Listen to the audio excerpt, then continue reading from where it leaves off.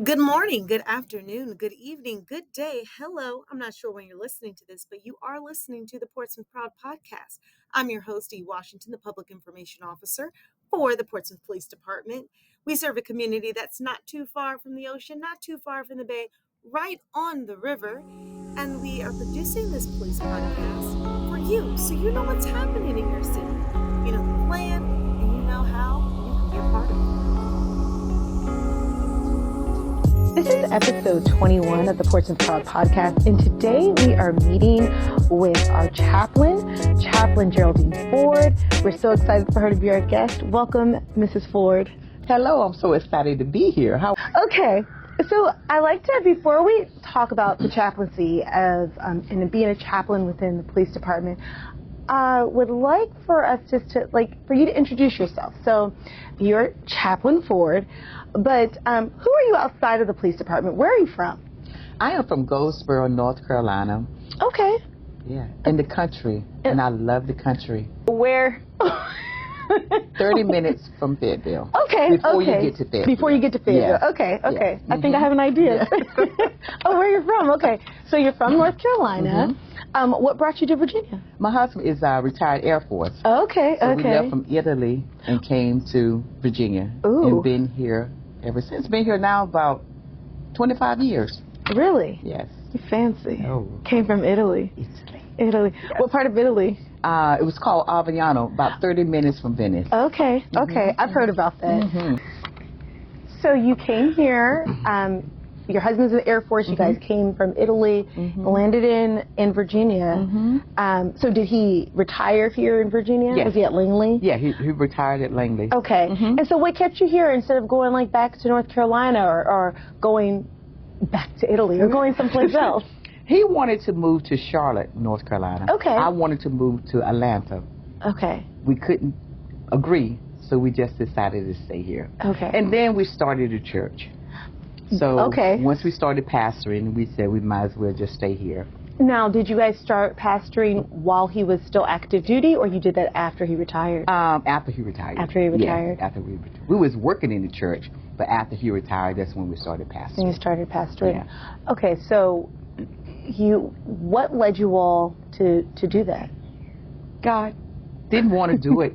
Did not want to do it at all. I find like no one who's in pastoralship ever wants to do it initially.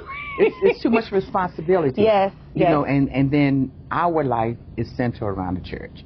We're centered around the members who are the church, because again, some of them don't have family.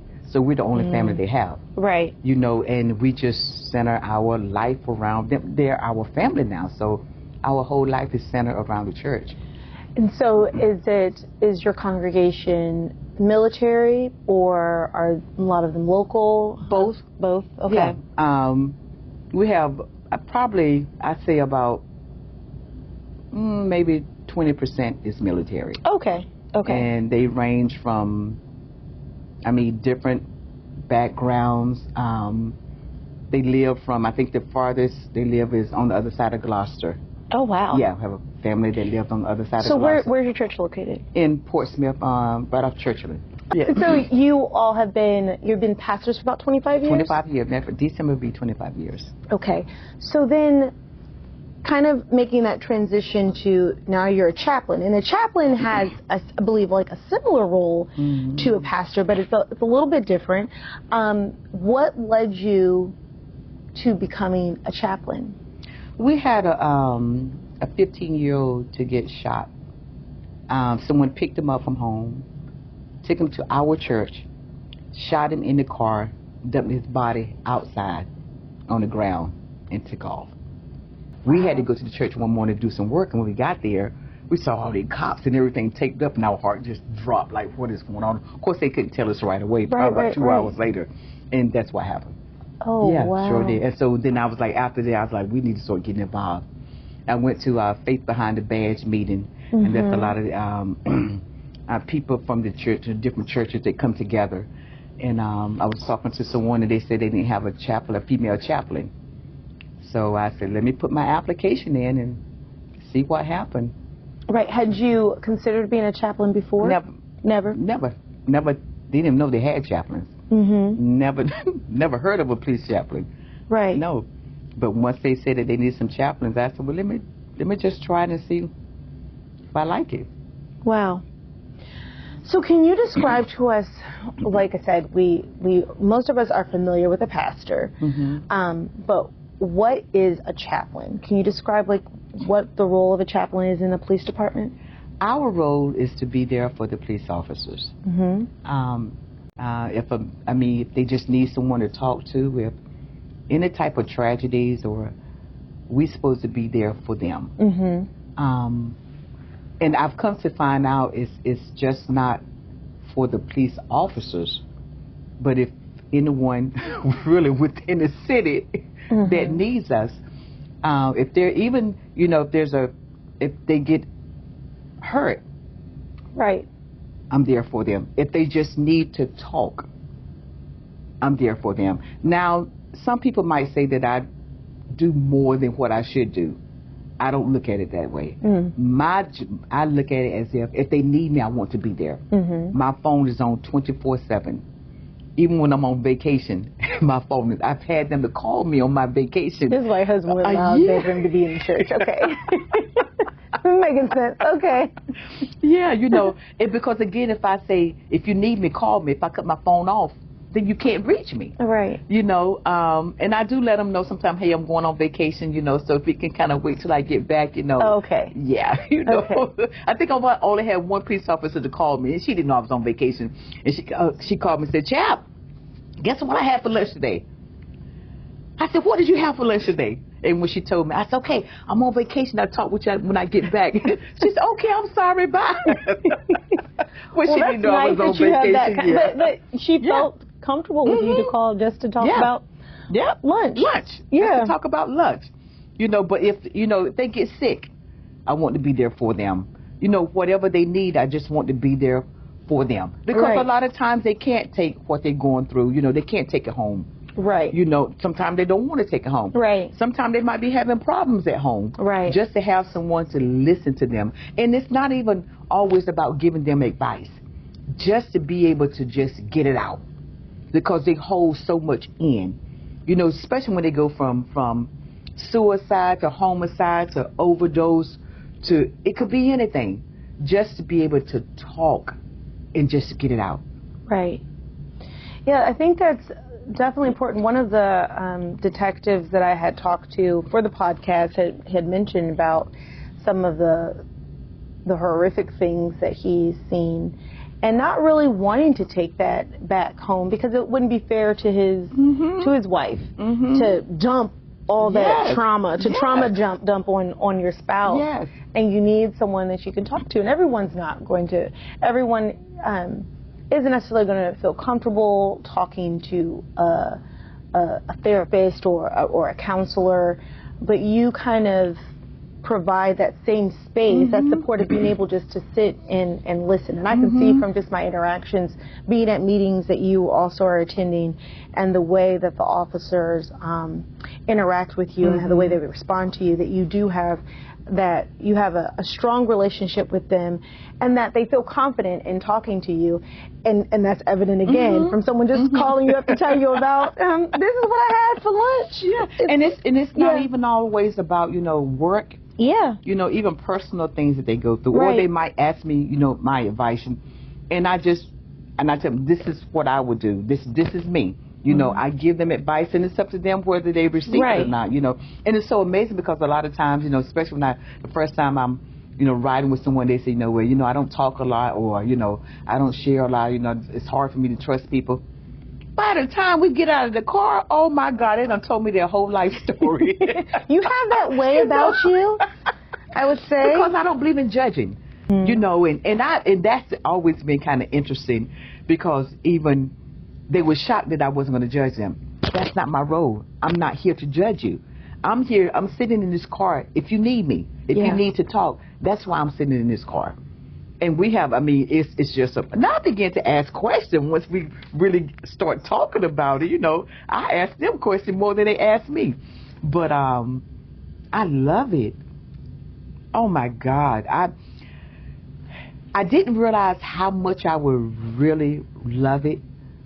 I center, and it drives my husband crazy sometimes because I center my day-to-day operations around the police department. Okay. My calendar, you know, baby, we're going on vacation. Hold on, let me see what I got going on in the police department. Or he'll say, you know, he always say, you know, when are you going to do your ride along? I said, I don't know how, I got this going on, I got it going on. He said, baby, no, it's not a job. You don't have to go. I said, but I do have to go. I have to go. I gave them my word. Weekly, I would do a ride along. Okay. Not 3 hours, 12-hour shifts.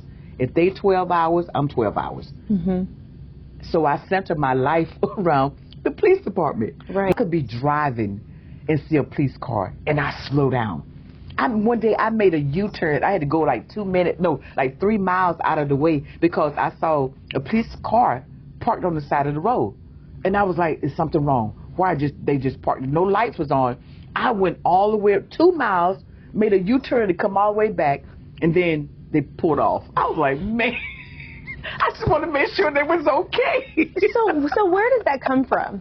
Where does that desire to center your life around the police department? Because you weren't in law enforcement before. No. What was your? Did you? I was civil service. I worked for the government. Okay. For 36 years. And what kind of work I did you do? a training. Okay. I worked on computers. Okay. You know, I think I did training for like 19 to 20 years while I was working with the government. Got it. You know, and I love people.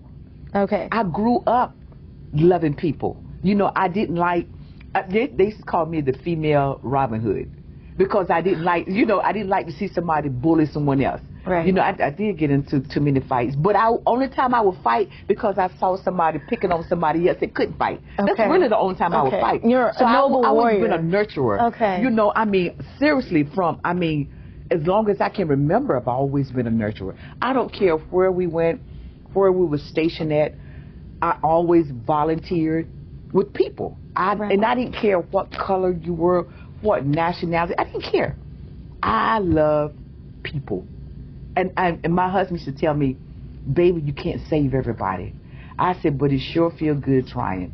But I want to go back to that initial spark or the situation that sparked your interest or this desire to become a chaplain. So unfortunately you see a crime scene, and it's a juvenile, it's a youth, it's a child, someone's child, who's been shot. What was it that sparked the desire to work for the police department? Was when you initially thought about being a chaplain, was it something that you saw at that scene that you knew that you wanted to support officers, or did you think of it as an opportunity for you to support maybe victims at the scene? What was your desire at that point? You know, I've always never understood the role of a police officer. You know, what the media shows, come to find out, half the time it's not true. Right. You know, and I knew that there was another side of them. And I wanted to see the other side of a police officer. You know, they're standing there and they're looking at a dead body. And it's like there are no emotions at all. Right. And I'm like, there has to be another side of them. Right. How can you keep a straight face? You know, how can you go from one crime scene to another crime scene and be able to not allow it to stress you out? Right. I just knew there had to be another side of them. And I wanted to see the other side. Okay. And it blew my mind that really there's another side to them. What the media doesn't show who they really are. Right. And to see who they really are, they are human just like we are. They have feelings just like we have feelings. You know, there's always two sides to a story. Right. But to see how they are able to handle call after call after call, even if they have to just go and turn their head and cry for a moment and then wipe those tears and come back and do their job. Right. It is amazing. I didn't think that I could do it, but when I found out that, and I even had to kind of like check myself, because again, I'm a very, it might be kind of hard to tell, but I'm a very emotional person. You know, I cried on Beauty and the Beast. Now, my sister didn't tell me that he was going to come back alone. I did all this crying, and I got mad with her because, she should have told me he was coming back alive. And I mean, I don't even like watching sad movies because I know I cry all the time. Right. But to be able to go from scene to scene and don't cry, I even had to kind of like check myself. But I had to learn how to compartmentalize it. I see a scene, and okay, while I'm there, let me deal with what's going on. Because I'm not there just for for the police officers. While they're dealing with the person, I might be over here, consoling someone. Yeah. I might be, trying to talk to that child, while they're dealing with the mother.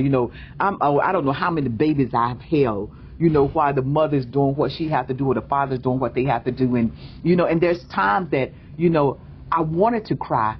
And I'm not going to lie, there have been times that a tear have dropped. Mm-hmm. I was dealing with guy wanted to commit suicide. There was a time I thought about committing suicide. And to be able to talk to him and let him know you have a reason to live. And he's crying. And the crazy thing was this was during COVID. Mm. And my mind did not go on COVID at all. The only thing I focused on was this man needed someone to talk to. And after we talked, and I said, can I hug you? And he hugged me, and we cried. Both of us are sitting there crying. He hugged me so tight, I said, I can't breathe. I can't breathe. He started laughing. I started laughing. I said, okay, that's enough. I can't breathe. But to know that I was able to help him, because he was on his way to the Jordan Bridge to jump off the bridge. Right. And when we finished, and I finished talking to him, he said, okay, I'm going to work now. I said, good, because somebody needs to see that smile that's on your face. And so I'm not just there just for the police officers. Anyone that, I don't know how many times we've been on the scene, and they'll say, hey, I got the chaplain with you. Do you need a hug? The police officers know who need me. Mm-hmm. I've had the fire department to call. A lady brought her 2 kids down to the fire department to drop them off. She said, I don't want them no more. And they knew I was on call that night, and I don't know how they knew, but I went down there, and young girl, the kids were like 2 and 4 years old, and and they asked her, did she want to talk to a chaplain? She said no. But when I saw her, there was just something that, it's like her spirit hit my spirit, and I went over and started talking to her, and she was just crying, and I said, you have to be a good mother. I said, I'm looking at your kids. They're happy. They're talking with the firemen. They were playing around with the firemen. I said, they look happy. I said, you just stressed out, aren't you? And she said, yes, the father didn't want to have anything to do with it. She was just stressed out. And I said, can I just hug you? And I hugged her, and she cried, and then the mother came, and she went with the mother, and we're still in contact with each other 3 years later. Hmm. And we have lunch together. And she said, first of all, I didn't know what a chaplain was. Right. She said, but you had no idea how bad I needed you that night. And we just began to talk, and she's doing wonderful. So I don't just, again, I'm not there just for the police officers. Whoever need me within those 12 hours. My main goal is for the police officers, but whoever need me within those 12 hours, from a BDOT worker to the fire, people that work for the fire department, the hospital. Yeah. Okay. It never ends. Wow. So I think this is a good place to take our first community break, and when we return with Chaplain Ford, we're going to talk about this working at the hospital and the VDOT workers. We'll talk about that, as well as the role of faith when it comes to policing and doing the chaplain work.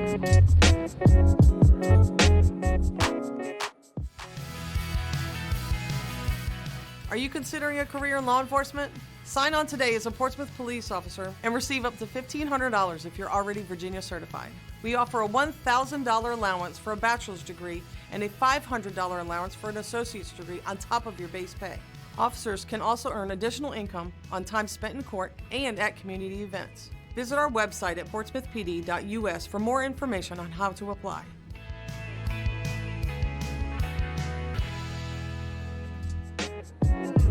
So we're back with Chaplain Ford, and we've just been talking about her background of how she came to be a chaplain with the Portsmouth Police Department, and then just the nature of the work, of how she supports officers by oftentimes just being a listening ear, occasionally giving advice, but that she's not only a chaplain for the police officers, but really anyone who needs it.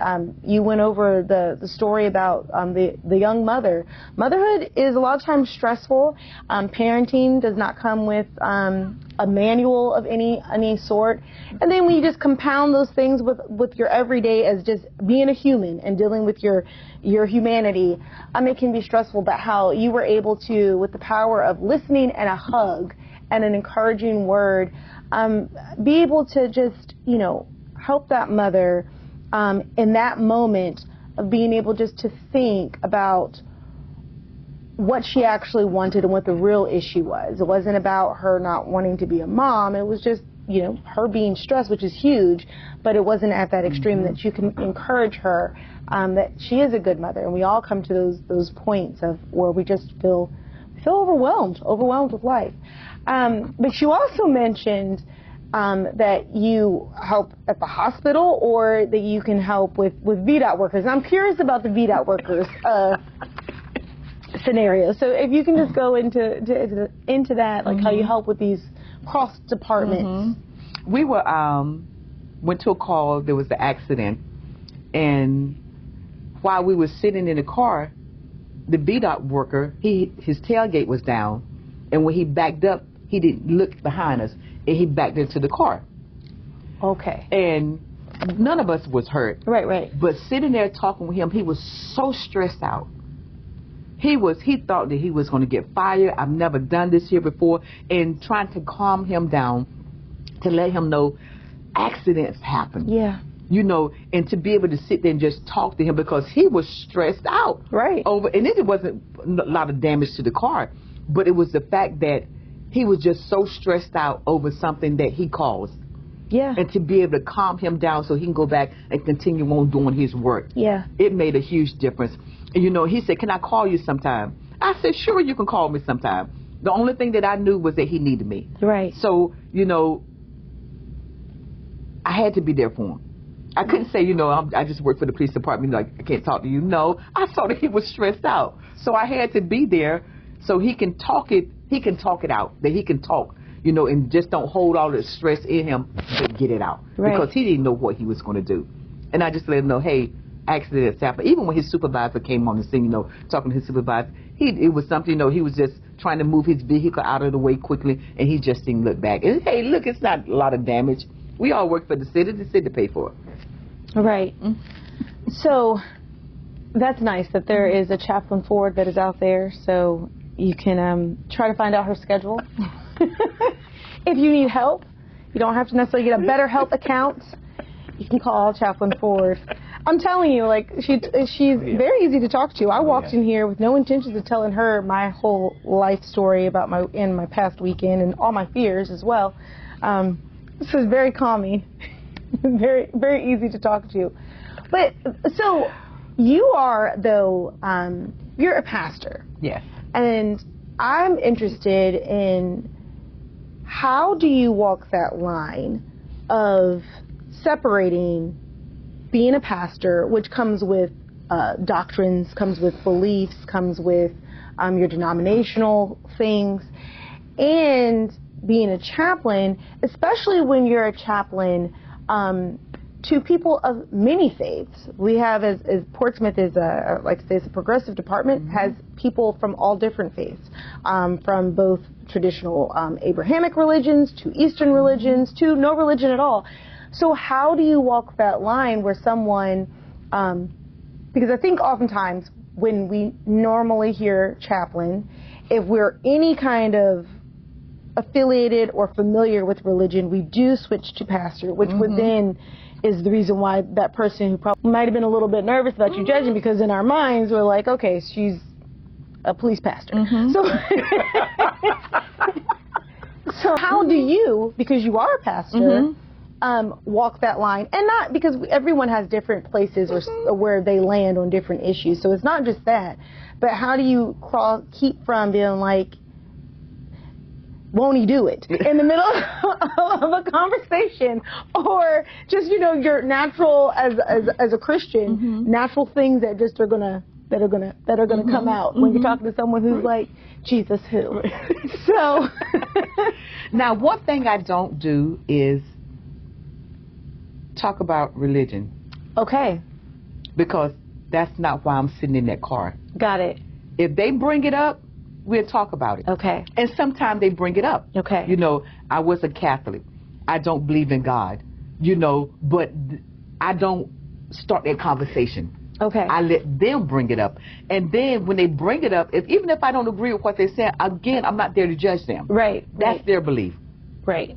I believe in what I believe, and they believe in what they believe. And if they want to talk about it, then I'm open to talk about it. And sometimes we do have Bible study, you know, in the car. Okay. We in the car for 12 hours. That's a long time. You know, there's been time seem like I'm preaching a sermon, I just didn't take up an offering. You know? Okay. But they opened up that door. Okay, so they initiate where that conversation is going to. Yes, okay. Because sometimes I think they were hesitant with me riding with them because they thought that I'm sitting in the car trying to get them to become a Christian. Right. So I never initiate the conversation. I let them. And again, I'm not there to judge them. Right. God is the judge. Yeah. So, and that makes it easier for me. Okay. Because they are some of the religion, some of them don't believe in God. Right. You know, sometimes it blows my mind, but hey, let them get in trouble. Chap, can you pray? Yeah. I do a lot of praying. Okay. And it's amazing because, what's so amazing is because the ones that didn't believe in God, again, they ask me, hey, now, chap, can you pray for me? Okay. But you know I believe in God. Right. Yeah, I pray for you. I mean, I pray, chap, we have a raccoon call. I don't do raccoons. I said, I don't do raccoons either. Can you pray that we don't see raccoons? Never prayed to God that we don't see a raccoon. I prayed, Father, thank God we didn't see no raccoons that night. Okay. Okay. So, and when things like that happen, they ask me more often when you pray. Because they saw the last time I prayed, it worked. You know, chap, this guy's a fighter. Can you pray that he don't fight? Oh, okay. I get that a lot. Yeah. You know, and because a lot of times I found out too, they're superstition. And what blew me away was that I could say, hey, y'all, we're going to have a great day. No, don't say that. Oh, yeah. I mean, I had to change my whole way of talking around these guys or these police officers because they're kind of superstitious. Yes. And I'm sitting there like, it is going to be a great day.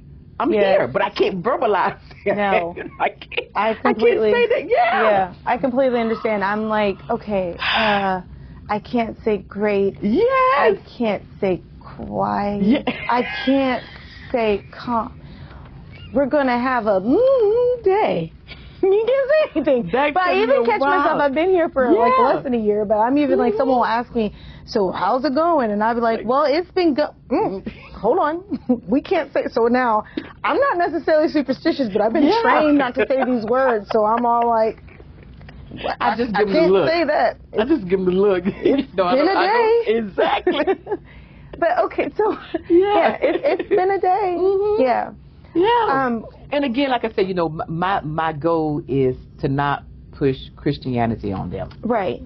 I think also, like, I'm military affiliated, so when I think of a chaplain, I think of it in regards to how they do it in the military, where you do have chaplain for basically every major religion. There's a chaplain. So if I'm going to you and you're the Protestant chaplain, then I'm going to you with the idea that you're going to come from that Protestant framework, some variation of the Protestant framework, or whatever church denomination you're from.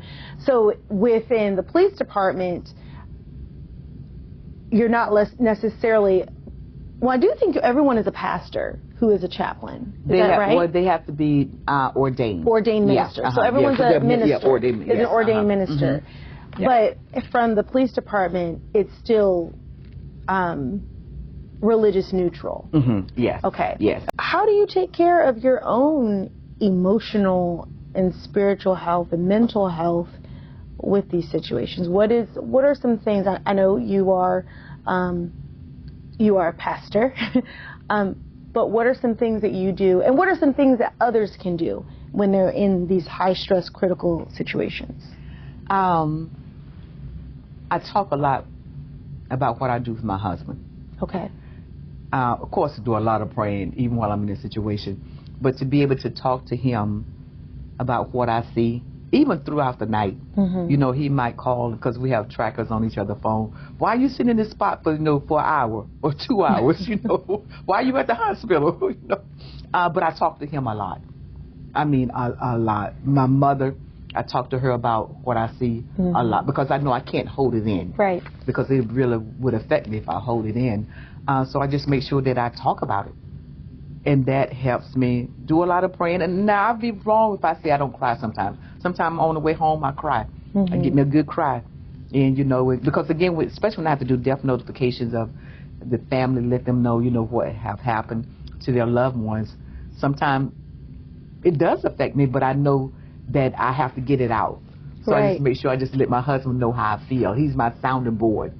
And then once I share my thoughts with him, then I just have to move on to the next, whether it's a crime scene or suicide or whatever it might be. I have to, because I know that I can't.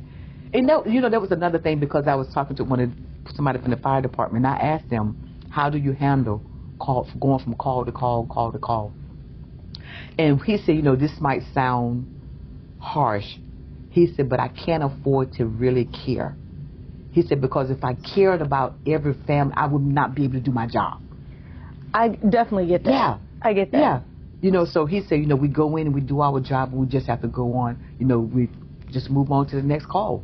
Well, I think this is a good place for us to take our final community break. And when we return, we're going to talk to Chaplain Ford about any advice that she would have for someone who's interested in being a chaplain for a police department. Are you considering a career in law enforcement? Sign on today as a Portsmouth police officer and receive up to $1,500 if you're already Virginia certified. We offer a $1,000 allowance for a bachelor's degree and a $500 allowance for an associate's degree on top of your base pay. Officers can also earn additional income on time spent in court and at community events. Visit our website at portsmouthpd.us for more information on how to apply.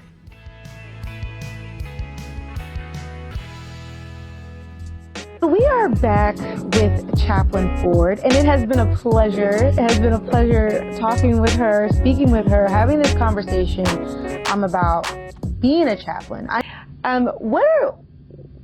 What are the characteristics? I want to start there. What are the characteristics of someone who would make a good chaplain? Because if you, I'm assuming, like, if you're jumpy, probably not for you. Probably not the job for you. You have to love people. Okay. You have to love people. Okay. Love people. That's the biggest thing. Because when you have a love for people, then you want to help people. I look to help people. Okay. When I wake up in the mornings, when I leave my house, I look to help someone. And it's because I love people. You can't be judgmental. You have to have an open mind. Because, again, they might not believe the way that you believe. Right. So you have to have an open mind. And you have to have a caring spirit. Okay. Because when you care about people, it's like people, you're drawn to that person. I could see someone just looking sad. And it's like I draw to them because they looking sad for a reason. Right. They're crying for a reason. They're drunk for a reason. That's true. So when you care about people, it's like there's something that it just draws you to that person to want to try to help them. If it's nothing but just to get a smile out of them. And to be with a police officer and you're smiling, or to get a smile, or, because, again, unfortunately, sometimes they look at police officers as being, I don't know, evil. And I always say, just do a ride along. If you just do one ride along, you'll have a total outlook on who police officers really are. You know what I mean? It'll make you look at them totally different. That's just true. one ride along. That's true. And even the people that have done ride alongs because I recommended it, they came back and thanked me. Because I said it would change your whole life. It will. It would change your, just to see, sometimes they don't have an opportunity to eat because they're going from call to call. You know, just to see that they do care. I've seen them buy food for homeless people. I've seen them, you know, somebody is stuck on the side of the road, they've been Uber drivers, and take them home. You know, I see them, you know, just encouraging them. And it makes a huge difference. But you have to have a heart for people to be a chaplain. Okay. And just to show them that you care. Yeah. You know, even we was 3 o'clock in the morning, was at the London Oaks, just patrolling the area. And because I had on a vest, even though they didn't notice that it says police chaplain, they just saw police. Don't be talking to her. And one of the girls said, she's a chaplain. And then she can say, hey, can you come over here and pray for me? You know, even from getting, you know, oh, you're fine, you're this here. They hitting on me. Okay. I'm praying for you. I'm old enough to be your mother. You know, I don't care. You know, right. You know, not to get offended. Yeah. You can't be you know, and I've learned how not to take things personal. Okay. When I sit in that car, from call to call, I don't take things personal. I've been cursed out. You know, I've been called all kinds of names, racial names. I mean, I've heard it all. I don't take it personal. Okay. And then I say, you know, you're entitled to your, and I'm saying this to myself because you don't want to make myself, you're entitled to your opinion. And just don't take it personal. And so that's an important characteristic. Mm-hmm. So you're loving people is the main thing. You have to love people and their pets. Yeah. And animals, even if they're not pets, so raccoons included. And then you also had mentioned the importance of being open-minded and not judgmental. Yes. And that's key. Because I think a lot of us love people, can be caring, maybe even open-minded to a certain extent, but like, we'll look at your viewpoint, but we are judging. We are judging your viewpoint. We're judging your viewpoint. But that's just so important because, you know, if you're busy judging, you're not able to hear the things that you actually need to be able to hear and be able to respond. You're not able to actively listen in the way that you need to listen, and so that you can hear whatever it is that you need to hear and respond to the need. Yes. If you're judging, then you're preoccupied and you're not going to be able to see the need to meet the need at that time. And the chaplain is there to provide an emotional need, to support in a specific way. And like you said, it's not your position, it's not your job to judge. It's just so natural for us being as humans. We all know that a lot of times we are judging. Yeah.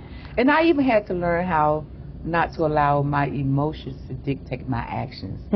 Just because I felt a certain way, I didn't have to allow my actions to show what I was really feeling. Right, right. Because sometimes, you know, you would see stuff or you would hear something that, like, I mean, I heard a 2-year-old using the F word, and my emotions, but even when my emotions, when I'm angry, I can't show it. Right. So there has to be a maturity to you. Yeah. Like you said, with that, not showing your emotions or allowing your emotions to dictate your actions. We can feel our emotions because we're people. Yes. And it's okay to feel your emotions, but not allowing your emotions to dictate your actions. And also, that follows up or better explains what you had said earlier in regards to not being easily offended. People are allowed to have their emotions, and people are allowed to have their opinions, and that does not dictate how you respond. So what advice would you have to someone who has those characteristics? They love the animals, they love the people, they are not easily offended, they are emotionally mature and intelligent, what would your advice be on how they would go about becoming a chaplain or considering it? Oh, please fill out the application. Just fill out the application. Please fill out the application quickly. We need you. We need more chaplains. Yeah. Fill out the application. Once it's approved, I would love to sit down and have a conversation with you. By the time I finish with you, you can be ready to start. I'll show you the ins and the outs. Because sometimes, people, because it's not always glamorous. I've had to run. We have to go to another scene. If the cop is running, whoever I'm riding with, I got to run too. I can't be walking and taking my time. Right. So I have to exercise more. So I'm fit to able. Yeah. So add that to the list. You need to be fit. Yeah, definitely. Because you can't have back problems and knee problems because you might be sitting in a car for 12 hours. Yeah. Or you might be standing outside at an accident for 2 and 3 hours. Yeah. It might be 20 degrees outside. And again, if I'm with whoever I'm riding with, I'm with them. Okay. I'm not going to be sitting in the car while you standing outside in the cold, or you standing outside in the heat. If you're out in the heat and it's 100 degrees, I'm out there with you. If you're standing in the cold and it's 20 degrees, I'm out there with you with my battery operated socks on, or my battery operated gloves or hat on. Trying to stay warm. She comes prepared. Oh, you better She's be out prepared. There with you. With my snacks in my pocket, just in case we don't have time to go eat. Yeah. You have to be prepared. Yeah. And that's what I do. I'm prepared. Every time I sit in that car, I'm prepared. Okay. So if you're interested in becoming a chaplain, it's a volunteer position. You fill out the application. We do background checks. So yes. We encourage you, if you love people, if you love animals, if you are open-minded, non-judgmental, emotionally healthy, mature, then we would encourage you to apply to be a chaplain at the PPD. It has been a pleasure. Yes, it has. Chaplain Ford, speaking with you, learning more about you, as well as your role as a chaplain. When I encounter her, her spirit is always just so friendly, so nice, so happy, so joyful, but also just being able to watch her interact with the officers. They love Chaplain Ford, and so it really has been an honor and a privilege, and it's been a pleasure. And for our listeners, I just want you to remember that this is your city, this is our city, so let's work together to make it great.